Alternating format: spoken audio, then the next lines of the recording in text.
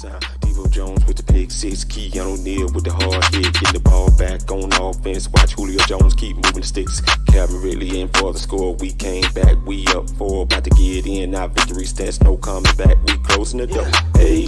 ATL blackout. ATL blackout.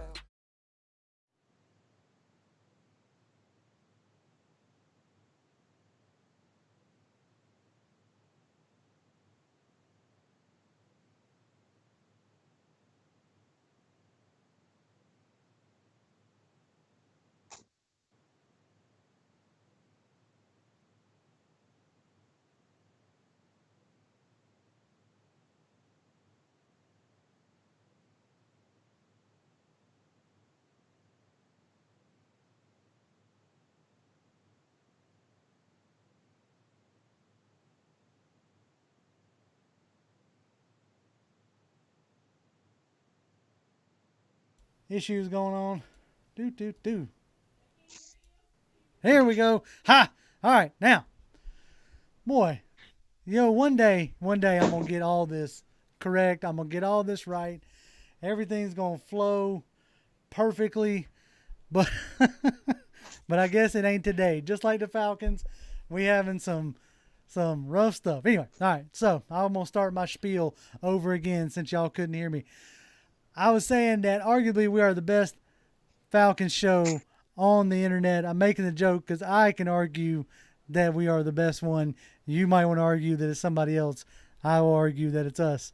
Now, we will not necessarily be talking about the best stuff today.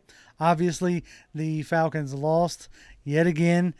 Obviously, it is becoming more and more apparent that it is the offense that is completely and utterly out of sync. There is not much that not much that you can talk about there as far as anything positive. It seems like if Julio Jones is not on the field, you don't have a much chance of scoring many points. I don't know if that is a byproduct of Dirk Koetter and his scheme that I like to rant about week in and week out, or if it is the early signs of a deteriorating skill set of one Matt Ryan, which we will get into as this show goes on. You can tell by the thumbnail we put up and the title. I wear this to let y'all know that he's still my guy, but that doesn't excuse him from poor play. And I can look at 3 games already this season so far that you can directly point at Matt Ryan and say, you're the reason why we lost this game. And that's not good, That's not good to look at your starting, your franchise quarterback, your $100 million man quarterback, so to speak, the one that you have built your franchise around. If I can look at him and say, look, you have lost this games, there's an issue. So what's your takes on there, Mike? You know what, JR, I think really good points. And pound for pound family, JR hit the nail on the head. I think we are the best, content created show out there for these Falcons, first and foremost, And I think for y'all continuing to rock with us, continuing to lock in with us every week, we can't say that we appreciate you enough because, it's a tough conversation, to be honest with you. And you got to be a diehard fan to be locked in right now. Because we could come over here if our team is winning. We could talk about how great, Matt Ryan is, how great Todd Gurley is doing, so on and so forth. But that's not the conversation we're going to have. And here's the thing. If you want that conversation, you can go elsewhere. Now, talking about this game this week, right, there are a couple of things that stick out to me. I think that we can go ahead and safely say that Todd Gurley looks disengaged as an Atlanta Falcon right now. And what I mean disengaged is he's looked disengaged for majority of the season, but it looks like mentally he's already started to check out to his next direction. I think that when I saw Todd Gurley miss a block and go on the sideline and was laughing, I just missed the block, got my quarterback killed. I thought to myself, I said, this is a team on a downward spiral. I think there are so many different areas of emphasis that we're going to focus on in the offseason, namely running back position, edge rusher position, Defensive back, we got to find a compliment to AJ Terrell, who I think has been playing absolutely lights out the last couple of weeks, 13 tackles. Shout out to AJ Terrell. But I think we've seen this team underachieve yet again. The offense is absolutely lamed up. Oh, it's atrocious. And I don't even know how many answers we have right now, but we do have a whole lot of questions, which I'm sure we'll touch on. Yeah, no doubt. I mean, it's like it's plainly obvious to me that, culprit number one, like public enemy number one in, Falcons fans' eyes, definitely in my eyes, is one Dirk Koetter. Y'all hear me say it week in and week out. The NFL has passed him by.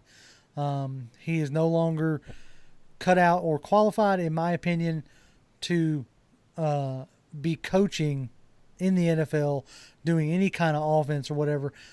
In my lead up to my Brian DeBole offensive coaching video I did last week, I read an article that suggested that Dirk Koetter could replace DeBole up in Buffalo if he were to get a head coaching job.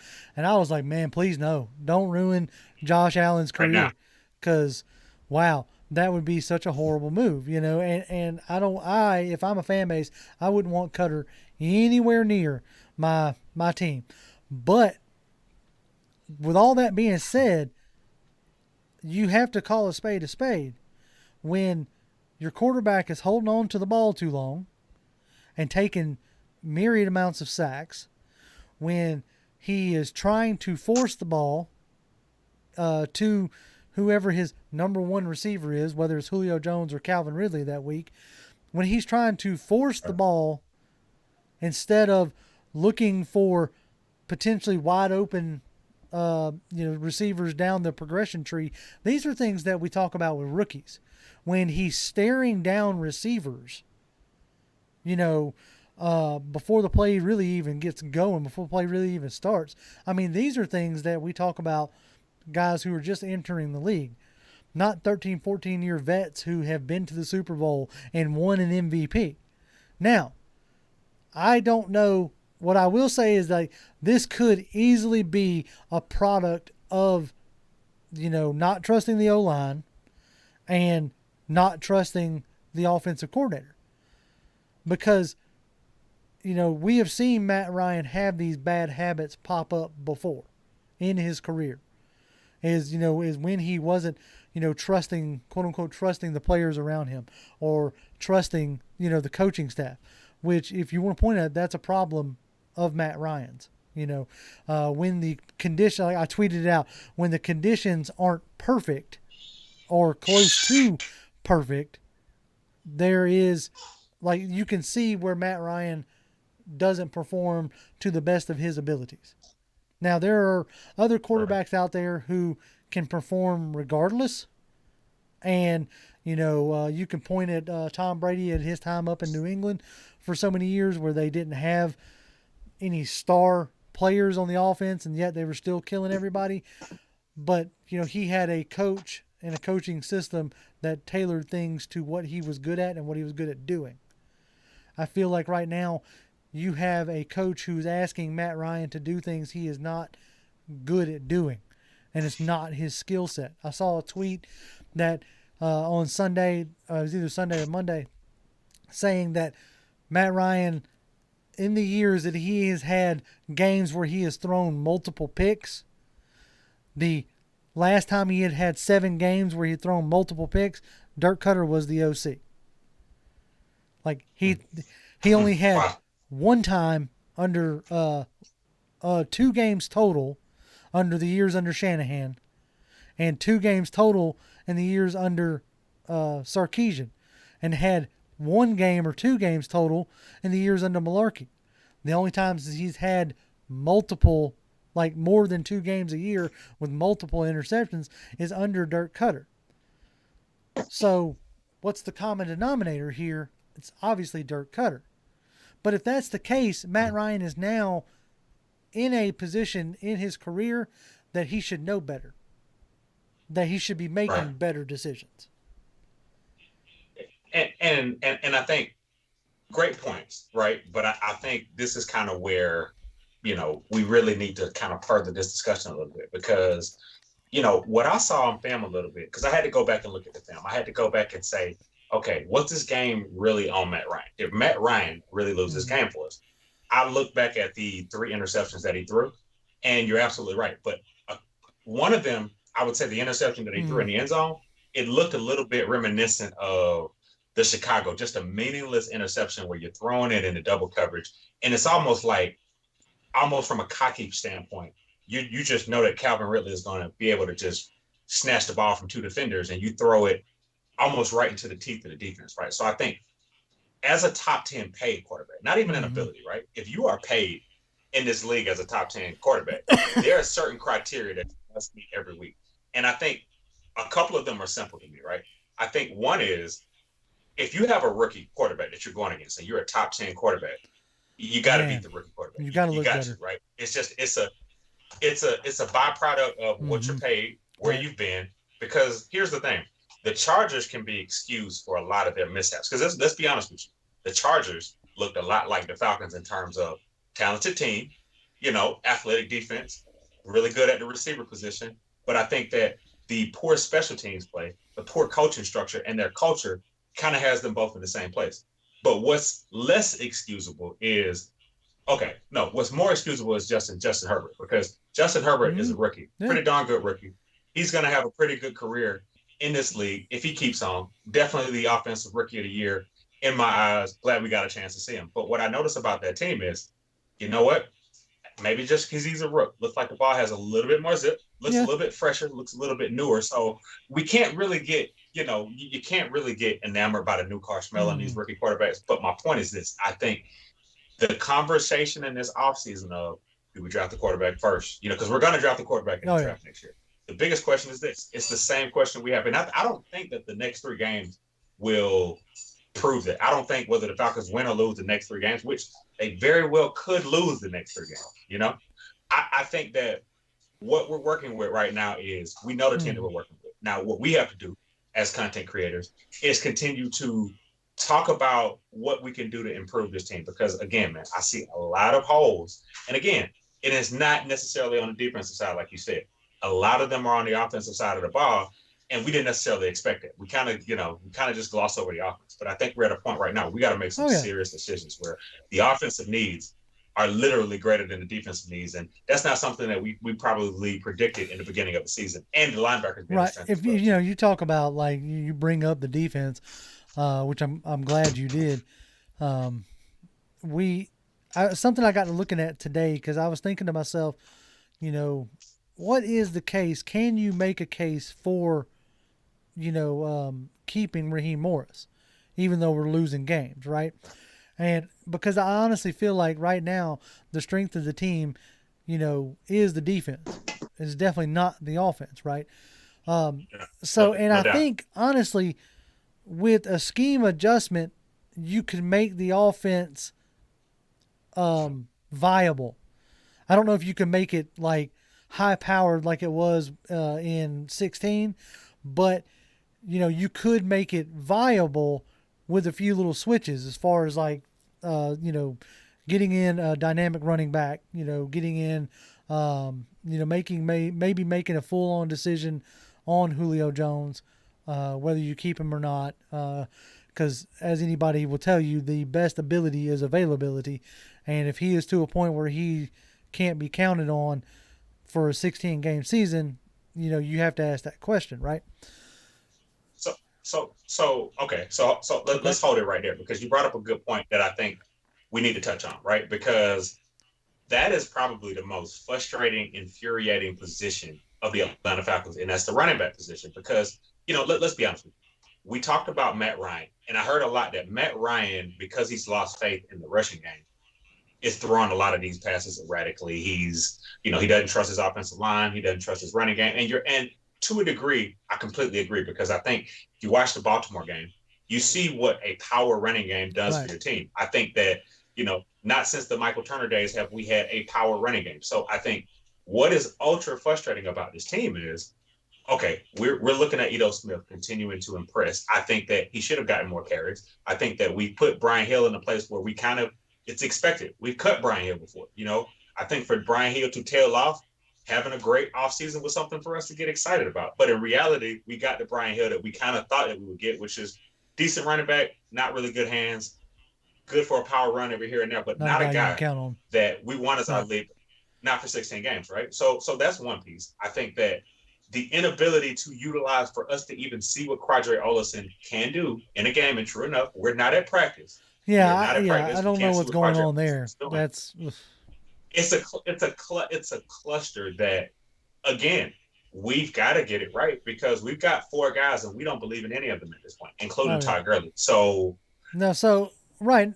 I completely agree with all that. To me, as far as the running game goes, I say sweep them all the way.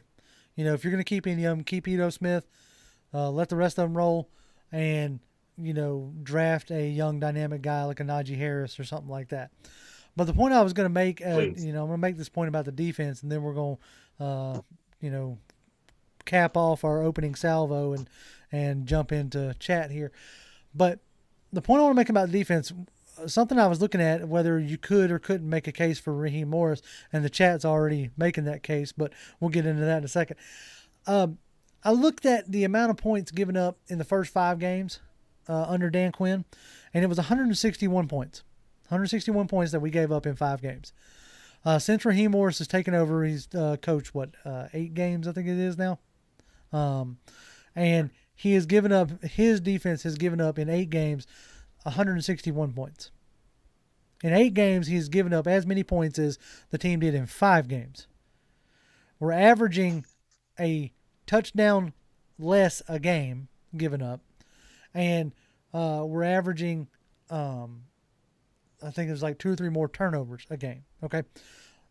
So there's a case to be made that Raheem Morris and Jeff Ulbrich are doing their job. So if you brought somebody in who was, open to maybe keeping those guys, I may not be necessarily happy about it. I know a lot of people are talking about, sweep away the culture altogether and start fresh. And I get that. And I wouldn't be opposed to that. But it really opened my eyes to right now the offense is definitely the problem. And I don't think I've ever said that in a year that Matt Ryan has been the quarterback. There were times where I could point at the offensive line saying the offensive line is definitely the issue, and that's why Ryan is playing as bad as he is. Well, they have given up to this point like 20 or 30 less sacks. Not 20, not that much. They have given up a considerable amount of less sacks at this time of the year, this year, than they did last year. So you can't really say it's the O-line, right? So it's to me, it's got to be a holdover of the bad habits that Matt Ryan has developed when having a bad O-line and not believing in his offensive coordinator, and now that has made every bad habit that he's had magnify, and then that's something that, we got to figure out as far as, you're not going to get rid of Matt Ryan next year because the dead cap money is too high. But the year after, I think it becomes something like you would save $15 million by cutting Matt Ryan next year, making him a post-June 1 cut after next season. So if you're going to draft a quarterback and you're in the top 5, I've seen projections where we're in the top 5 picks, and I've seen projections where we're picking 7. So we're somewhere between 5 and 7 right now. So if you're picking there and a guy you got faith in is there, I would think that you would have to take him at this point because you don't know if you're going to be back up there again, and you don't want to be back up there again. So you take advantage of the time that you're up there and you draft a quarterback that you feel like you can groom for the future, and, you start that process, So that's the opening salvo, first 20 minutes. Let's go ahead and jump into chat. James Montgomery wanted to let us know that he likes burgers. He says, I like burgers. I like burgers myself. They're not high on my list, but they're there. They're good. Everybody, right. Burgers are delicious. Everybody was letting me know that I was muted because, hey, I'm a truck driver by trade, not a multimedia specialist. I make mistakes from time again, but I appreciate y'all letting me know. Riseup says, hardest worker man. Wound Carter says, rise up, pound for pound family. Where do we go from here? Officially been eliminated. Do you guys think new coaches will want to rebuild or stick with the guys we got? That's going to be a mix of cap and philosophy, right? Whether we stick with them, what have you. Well, well, but you know what? Let's focus on that because I think that's a great point. But if we look at the NFC South again, until I'm told otherwise, I still think the NFC South is a winnable division. So you would kind of to just kind of fold in the tent and say whatever team we put out there in the NFC South, I think is I think it's premature, because you still have Deion Jones on your defense. You still got Grady Jarrett on your defense. Those guys are going to play hard. They're going to play lights out. They're veterans. And this is going to be a competitive team. Now, whether they get over the hump or not, that's what we prognosticate about. But again, it is something that with the right philosophy and the right head coach, I do think that we'll have a team that's watchable. That is a playoff team. That is a playoff team that's underperformed for 3 or 4 straight years. I agree with that. Speed Falcon for Life says, y'all are the best Falcon show on YouTube. I appreciate it, Speed. Appreciate your support there. Nick Bangaloo says defense is improving, offense doesn't fit. Ryan only 1 win under Dirk Koetter. Yeah, exactly. That's not been good. I agree. Melvin Emery says, "What's up, Falcons fan? Pound for pound. I'm glad to be in the house again. Rise up no matter what." Yes, sir. And then he was wanting to know where Jimmy's at. Jimmy had to work late tonight. We're thinking about, because of his, Jimmy's schedule, we might next season move our show to Wednesday. That might be something we do. So just, keep that in mind, maybe. All right. Let's see. Speed Falcon said Dirk Koetter needs to be banned from Atlanta. He should never come back here and ruin Matt Ryan's career. Yep. Everybody's like, Ultra Shadow says the problem is obviously Dirk Koetter. His scheme is trash. It's outdated. Completely agree. Peter Vincent says 80% of what's wrong with the offense is Dirk Koetter's play calling and game planning. Yep. GAT says JR finally telling them the hard truths. If the situation is not perfect, Ryan can't flourish. I mean, I call it like I see it. I don't necessarily like to talk bad about my favorite player, but if you're going to sit here in front of a microphone and a camera and act like you're going to analyze the team, you can't just spout the message that you want to spout. You gotta be willing to take the good with the bad, right? Twan McGee says it will be a rinse and repeat of the same stuff we've been through, bringing in an OC, having a potent offense, then they'll get a HC job, and we need to hire an OC to be an HC. That might be the case, but as in I brought up the case with Carmichael down there in New Orleans, Pete Carmichael, he's been there since 2009. So, he didn't, they don't necessarily have to go. But you're right. That is a possibility. Ghost Pepper says, I think Ryan's decision making is on the decline, but not to the point we're unable to win with, but not to the point that we're unable to win with him. Yeah, that's something we're going to get into here in a minute. Here, Ghost Pepper. Blank gave Ryan a contract extension and put him in a position to fail when they brought back Dirk Koetter. Yeah, completely agree with all of that. All of that. I love that. Everybody is definitely wanting to fire Koetter. Shane Elliott says, I don't see the Falcons drafting a QB because of his contract. This is true, and this is what's going to make this offseason interesting. Nobody saw the Green Bay Packers drafting Jordan Love, because you had Aaron Rodgers, who was not in any kind of decline that you could see. They had just been to the playoffs, and he has a big contract. So, it's not completely and utterly unheard of. If they fall in love with a guy, especially if you get a new GM and a new head coach who aren't necessarily sold on Ryan, if they fall in love with him, it could happen. Nick says a new QB won't solve our issues. Draft a QB for the future. Back up Ryan. And get a better OC, draft an O-line. Issue hands. Boy, Nick, I need you to not capitalize every other thing. Makes it harder for me to read with my feeble brain. Redbird Eagle says Mike Smith and Steven Jackson are not coming through that door. What? I don't want them to come through that door, Red Eagle. I do not want them to come tomorrow. Jaden Sheffer says, to be honest, I don't want Eric Bieniemy for a head coach. Yeah, that's been a real interesting one, right? Jaden, hey, Jaden, you know what? I'll focus on that because here's the thing. If we got Eric Bieniemy, I think we would all collectively say we got a good offensive line. We got a guy that knows how to score points. But I'm a little bit skeptical. Again, I think that co-offensive coordinator, it doesn't feel proven to me. I really feel like, as I look at some of the shows that JR has done, there are a couple guys that I really want to keep a secret. Like that DeBow, I really want to keep that one a secret because I think that a guy like that is just hard-nosed and will demand the most out of his offense personally. But again, we don't have the ability to have a crystal ball, look in the future and see who was going to be our guy. But I really hope that we really vet through these coaching candidates and we end up with the right guy. That's the thing that I'm really wanting is, vet these guys, figure out, who you feel like is going to succeed. Obviously, nobody has a crystal ball, right? The Dallas Cowboys felt like they were hitting a home run by scooping up Mike McCarthy before he signed with the Panthers, and now it looks like the Panthers have made a way better choice with Matt Rule than Mike McCarthy, right?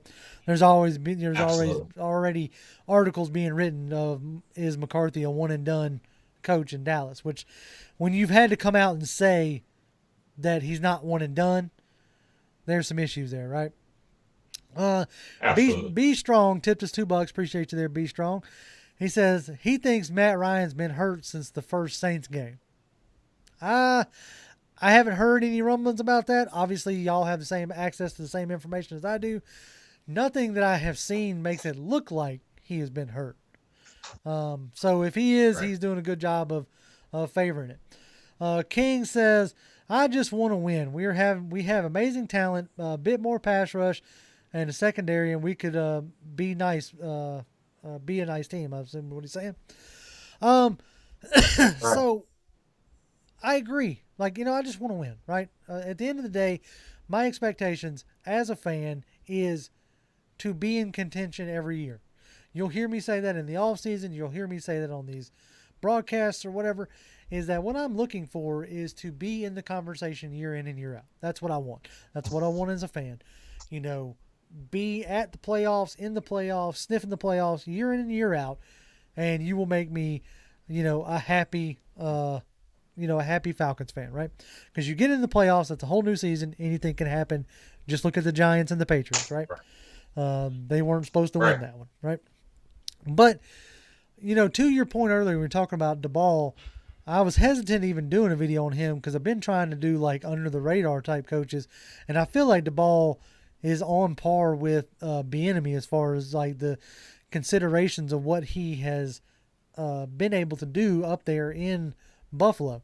Like he has taken the raw talent that is Josh Allen and has refined him and made him better year in and year out. He has paired his scheme to the talent he has, and that's the part that I really like about DeBall, is that he's paired his,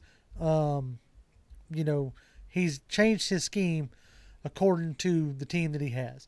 And that's the kind of coach ultimately that I want. I don't want some guy coming in here trying to shove square pegs into round holes.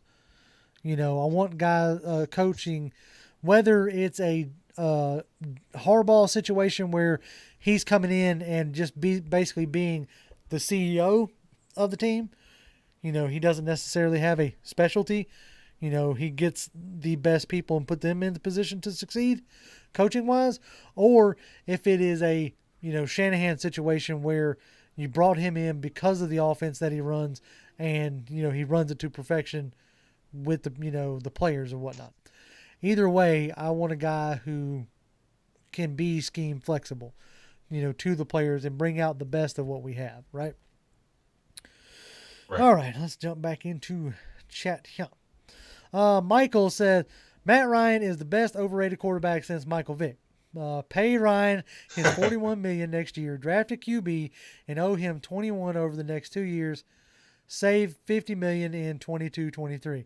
That's what I was saying. Like you got, like realistically, you have got 2021 as Matt Ryan as your starter, unless you have a Jalen Hurts, Carson Wentz situation. Unless his play just absolutely diminishes or he doesn't get along with coaches or whatever. I really feel like you've got at least a minimum 2021, possibly 2022 as your starter. That's why I really want to bring in a coach who emphasizes and is dynamic with his run game. Because I think that's would help Matt Ryan more than anything else, is bringing in somebody who is strong and can establish the run game to build off of the things that Matt Ryan does well, which is play action passing and timing routes. Right. So, right. Because to your point, if we don't have a run game, the play action pass, it won't matter, to be honest with you, because, we currently have the weakest running back duo in the NFC South. I think that McCaffrey, Mike Davis, Fournette, Ronald Jones, Kamara, Latavius Murray, those are all duos that are producing, right? So here's the thing.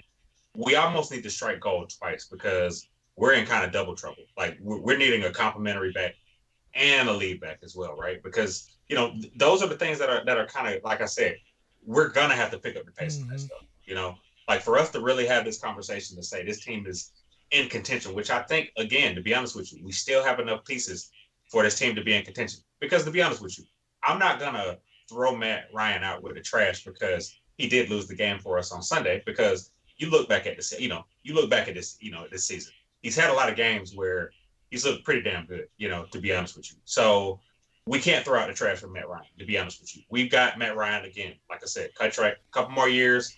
We gotta work with what we have and try to continue to build around him, because that's going to be our best chance at winning right now. Because I don't know. I don't see a rookie coming in and taking us to the glory. Even if it is a Trevor Lawrence, Justin Fields. That's why, if you've noticed, if there's one thing in common that I've had with a lot of these coaches that I've been bringing up on the Thursday coaches show, is their ability to establish a run game. And that's the one thing that I think can make the sunset of Matt Ryan's career a beautiful painted sunset instead of a dark, cloudy one. As you get a guy in here who can establish a run game and, maximize the run, like one of the guys I talked about was Mike McDaniels out of San Francisco. I don't think any of y'all can really name me a running back from San Francisco. And if you say Tevin Coleman, just because he's with the Falcons, he tends to be at the bottom of their list. Last year, they had 3 different running backs rush for over 700 yards. 3. That's crazy. Okay? So bring me somebody who can orchestrate a running game in the way that San Francisco has been able to, or in the way that Baltimore has been able to, or in the way that the early years of Buffalo Bills early years, the early years of Josh Allen, the way they were able to be able to establish a run game there. That's the only thing that concerns me about an Eric Bieniemy, is those games are won off of the talent of Patrick Mahomes' arm. And you're going to be hard to convince me otherwise. So unless you got a guy who can stand on his knees, flick his wrist, and throw it 60 yards, which Matt Ryan is not that guy. Unless you got that guy, it's going to be hard to convince. I'm not sure that Bieniemy can have success, right? So that's what I'm looking for in the next head coach. I'm going to jump back into the chat here for a minute. They've been going off a little bit. So, it's Ryan Wonder says, sorry you have a Matt Ryan jersey. That will only be good for the rest of the month. I wore this on purpose, okay? Because I knew what I was going to say about my guy today. I knew what I was going to talk about today. I wore this on purpose to remind everybody that still, even with a bad season, he's the best quarterback we have ever had. Period, point blank. And we can only hope that the next guy we bring in here, whether it's 2 years from now or whatever, is going to be able to stand in the shoes that Matt Ryan leaves behind. Okay? So there's a lot of things that I will critique my quarterback. I will criticize him, but I will stand here and tell you that he's the best that we have had suit up for the red and black. Now, I hope that's not the best that we will ever have, so don't get it twisted there. I hope the next guy makes us all forget about Matt Ryan, but I'm not going to take away from the accolades or the accolades that Ryan deserves. Okay? All right. So, Ghost Pepper says, serious question. When has Dirk Koetter's offensive scheme ever maximized the talent of a QB? I can't think of one. Like, you can look at his time in Tampa Bay and that's the reason why Jameis Winston didn't succeed, Right. And Ghost Pepper, ironically, I would say the best quarterback that he had was Ryan Fitzpatrick. Whatever magic boy. Ryan Fitzpatrick and Dirk Koetter had, it was literally magic, because Dirk Koetter has been unable to replicate that. Any other quarterback worth talking. I mean, look at Jameis Winston right now. He is literally sitting on the bench right now behind a gadget quarterback, and they're not even thinking twice to look his way. Even after getting beat. To be honest with you, that's another indictment on Dirk Koetter. It's hard to go through this show without mentioning Dirk Koetter at least 70 times. But you know what? When we're this bad, you know what? I was right on par. Exactly. Let's see. Davey Brazil says Atlanta should sign QB Cole McDonald. I don't know who QB Cole McDonald is. I'll have to leave that one with y'all. I don't know who that is. Yeah. Y'all have to throw me that one. I don't know. I'm lost there. Right. Put us on that. Falcons fan extraordinaire says, I'm perfectly content with Ryan for the next few years. Play calling, play design, and scheme is a bigger problem. I mean, I honestly, I could still envision a world where you can craft an offense that will, give you, better success with Matt Ryan.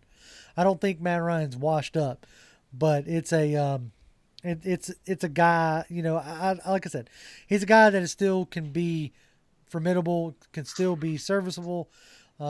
We just need the right coaching staff around him. Yeah. Joe Houston says Gary Kubiak as the head coach and Wade Phillips for the defensive coordinator. Ryan's best years have been in a West Coast system.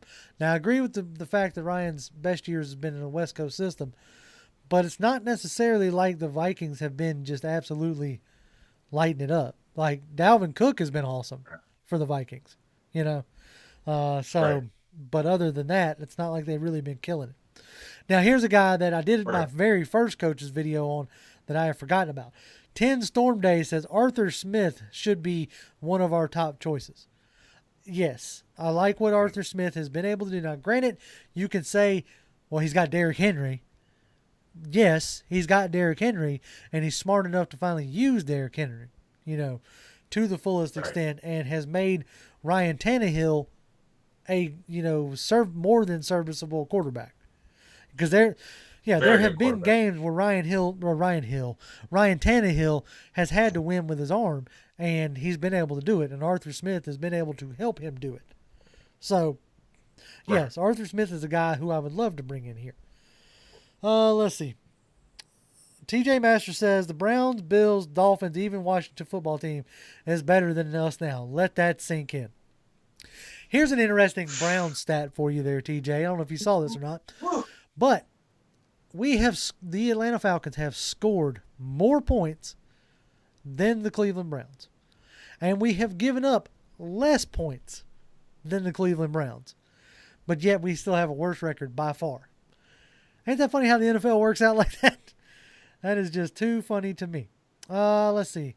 Shane Elliott says, do you think the Falcons could trade Matty to the 49ers and use what they got from that trade to move up to the draft first pick with Trevor Lawrence? It would be interesting.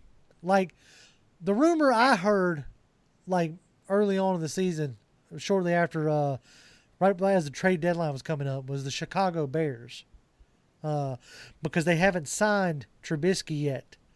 So people were alluding to the fact that they could take on Matt Ryan's money, which I've seen other people say that that's not how trades work in the NFL. And I can't get a concrete answer of, if you trade a guy, does the money go with him? Or does the dead cat stay with the team? I can't get a concrete answer there. But you know what, JR, but that is a good question. could Matt Ryan potentially be in a different uniform? You know what? To be honest with you, if you would have asked me this question about a month ago, you probably would have gotten a different answer for me. But I think right now, I think nothing is off the table right now, to be honest with you, because I've seen the crazy rumors for Julio Jones, so on and so forth. And I almost think that a team like the Falcons, to be honest with you, it would be uncharacteristic, could potentially, and it's a small probability, could potentially pull the trigger on a Julio Jones. Because here's the thing, to be honest with you, I think Matt Ryan is in it to win it regardless. I think that he would be a Falcon for life. And to be honest with you, nothing would tell me that Julio Jones would do anything different. I do think that, with the right offer, because there's a team that really needs a star receiver. I would say the Ravens, a team they could use one huge. That would throw it.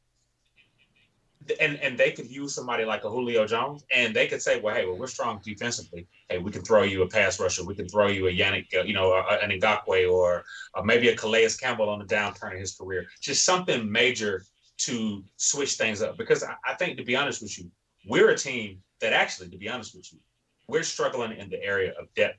We got the star names. To be honest with you, and I'll be completely honest with you, this is just a bold take, but without Julio Jones, to be honest with you, I'm kind of confident. Now, don't get me wrong. I can never minimize the impact that Julio Jones has on the field. But I think looking at what Russell Gage has put on film this year has been absolutely fascinating. I am ultra comfortable with Russell Gage as my number 3 receiver, potentially as a number 2 receiver as well. To be honest with you, I think we saw a couple of weird things happen. We saw Laquan Treadwell score a touchdown. We see that Matt Ryan is actually capable of throwing it to the open guy, right? So I'm not as much worried about Matt Ryan as I am possibly not having a Julio Jones, something like that. Because don't get it twisted at all. If Shanahan could, he would take Matt Ryan in a minute, take him to San Francisco with the defense that they have. Hell, they'd even probably give us Jimmy Garoppolo.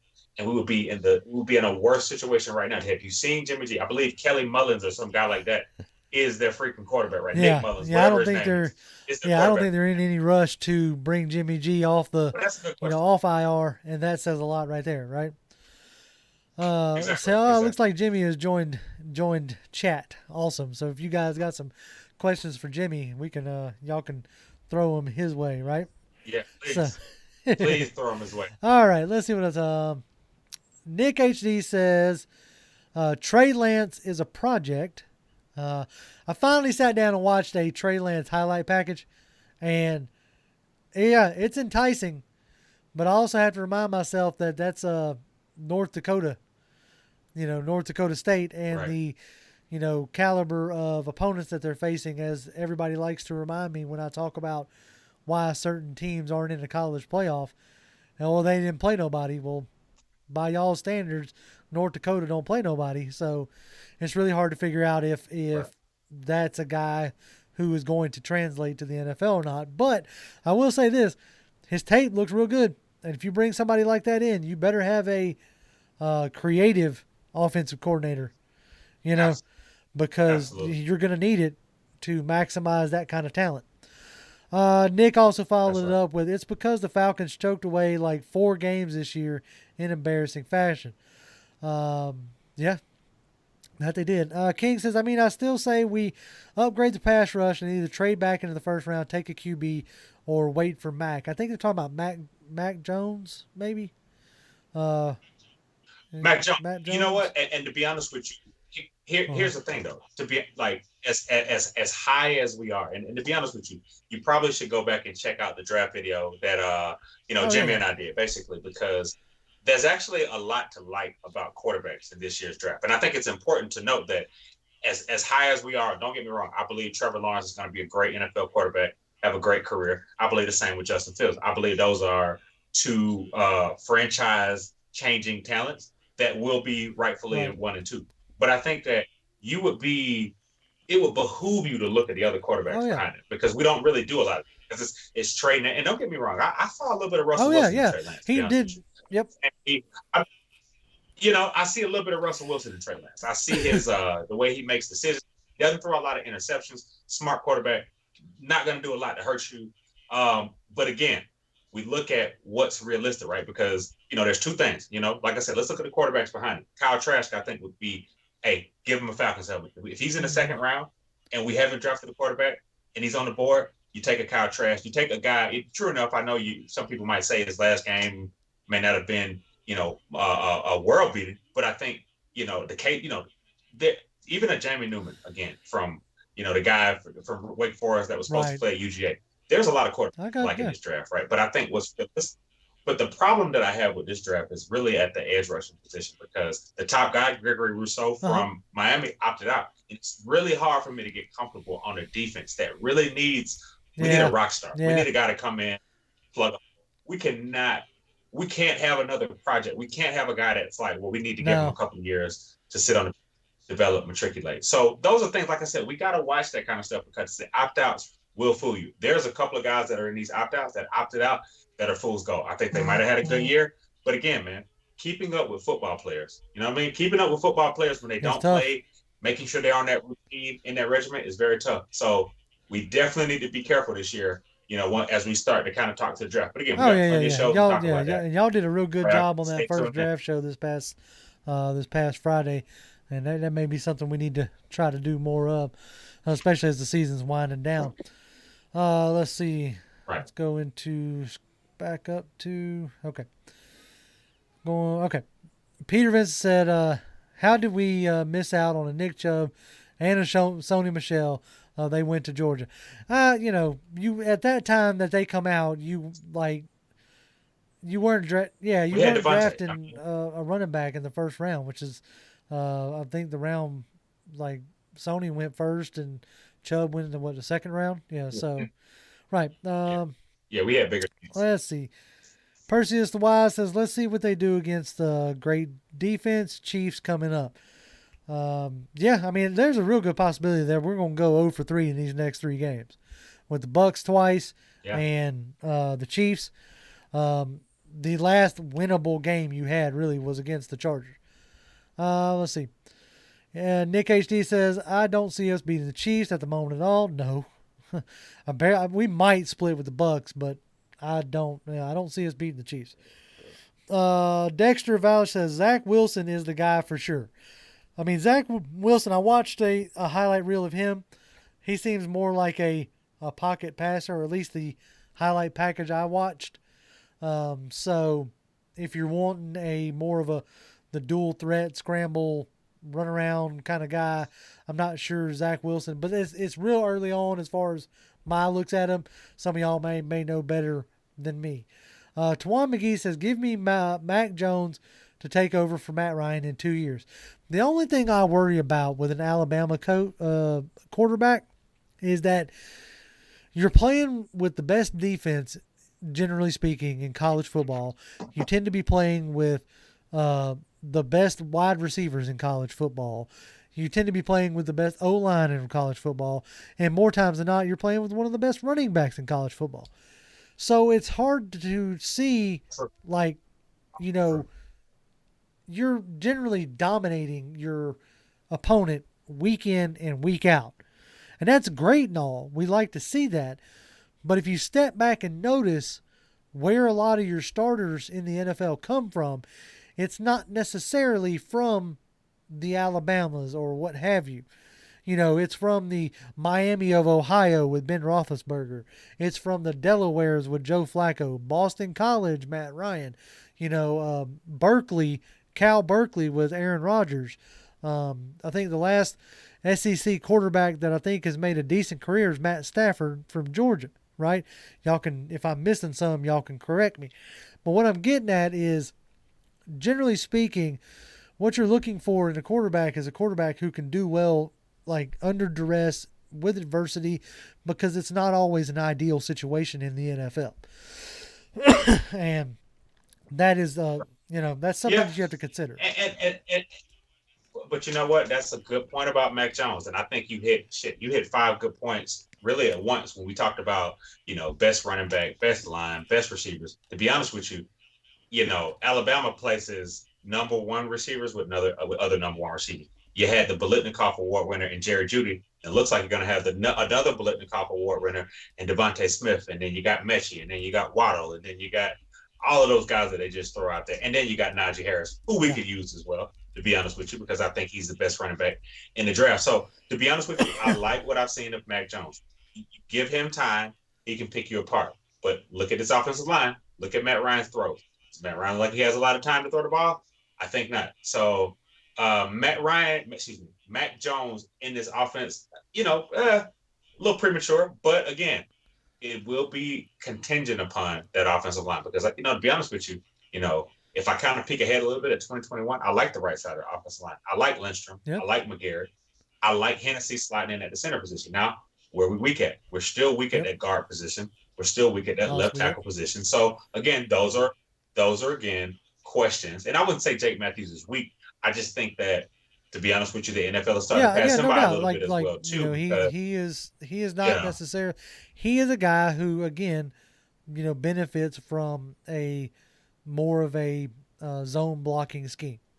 He's not a power blocker, right? All right, Speed Falcon says, JR, this question is for you. What type of coach do you want the Falcons to hire? I think I have been pretty upfront, especially with the coaching series that I've been doing on the channel, that I really hope y'all check out because I put, a good bit of research and stuff into that. But the type of coach that I want is an offensive-minded coach. And I want a coach who can pick apart a defense, who can put together a game plan that can make a defense look silly. I want a coach that can establish the run game. We've had a few years now for the NFL to be a pass-happy league, and it still is a pass-happy league, but the age of the running back is coming back around. With teams like San Francisco and the 49ers, and the Bills, and Tennessee, and when they're playing really well, the Seahawks. When they're strong because their running game gets going, and that's what I'm really looking for, is a coach who can develop a run game that isn't necessarily predicated on a Derrick Henry type talent. Now, if we get one of those, then full on, right? But what I want is a head coach who can take a look at the opponent and exploit their weaknesses. And I want that to come from an offensive side. I will honestly say it's just because we've had 2 defensive head coaches that hasn't necessarily worked. So my mind tells me, well, let's go to the other side of the ball and see if we can't get that going. Plus, just like you said, when we had a dominant offensive mind, he got scooped up. And so if it's the head coach, I don't have to worry about him getting scooped up. You see what I'm saying? That's so right. If I'm being full on, you gave JR the keys to the kingdom, and you say, go get me a head coach. I'm going to get an Arthur Smith. I'm going to get Brian DeBall. I'm going to get the Dave Dickerson out of the CFL, who is basically their version of Kyle Shanahan. I'm going to find me an offensive-minded head coach. That's what I am looking for.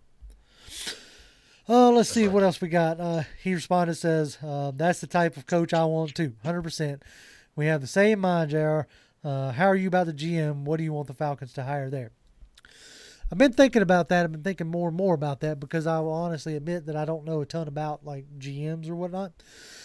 What I would like in a GM is somebody who's got an eye for talent. I sat down on Monday night and really listened to Louis Riddick and him talk about the game that was on, the Pittsburgh game. And I enjoyed listening to him talk. And so that was the first time that I sat down and really listened, and keyed in on what he was saying.